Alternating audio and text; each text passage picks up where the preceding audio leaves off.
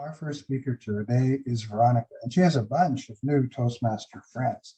So we're going to learn all about Veronica today. Please help me welcome Veronica with her icebreaker speech entitled, "In My World." In my world, let's hear it for Veronica. Good morning. Good morning, Toastmasters. I am grateful to have this opportunity to share with you this little walk down memory lane. I grew up in one of the most beautiful places on earth. Swimming in the lake, skiing was a school program. My mother, being a genius, rented our home every summer, and she took us traveling. New York's World Fair, all the national parks in the West. She even drove us down to Acapulco. And pretty stupendous stuff. However, my church life surpasses all of it. I believe Jesus Christ. And this journey has taught me that life is a mystery to live and not a problem to solve. We went on a mission for 18 months to Santiago, Chile. The people we met there were varied. They were from the poorest to the wealthiest, from all walks of life, from FBI agents to people like me. When we were traveling and we participated in a church service, we were welcomed with the closeness that comes from a global unity. While we were in Santiago, rather Chile, the entire country, numerous worldwide events happened. The first 7 days after we arrived, there was the biggest earthquake ever, 8.8 for 2 minutes and 45 seconds. Our church responded within 4 days with housing, food, clothes, water. The next week was a presidential election. And during his inauguration, there was a 6-point tremor. That's an earthquake in most places. This was the year that the mines collapsed and the miners were trapped for days.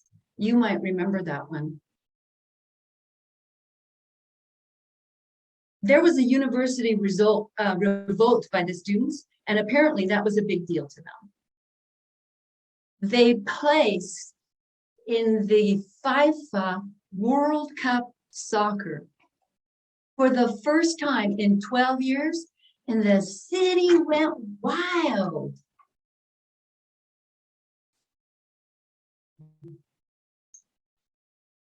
Once, there was a temperature difference between Santiago and Edmonton of 70 degrees.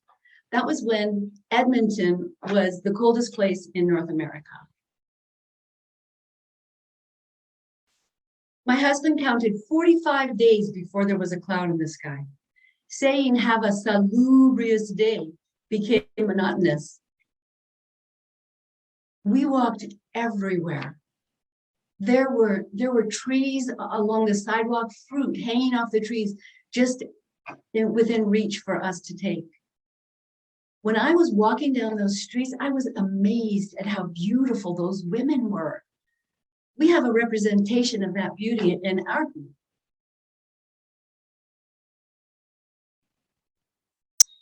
The food, the food.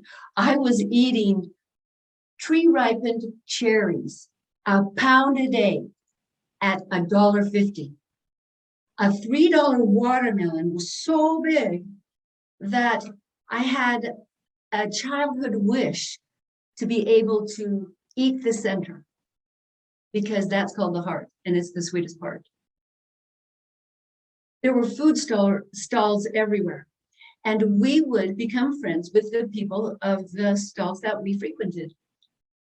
All the foods were in season. It was the first time I'd ever eaten only seasonal foods. What a good idea. This place was so remarkable that you could walk 1 hour this way, drive 1 hour this way, and be alpine skiing, or drive an hour the other way and be on the beach at the ocean. It was really remarkable. The next thing we did was go to a mission in New York City. We arrived right after Superstorm Sandy. We were part of the reclamation programs. The people had to empty their flooded houses of everything. On the sidewalk were 6 feet high piles of garbage in front of every house.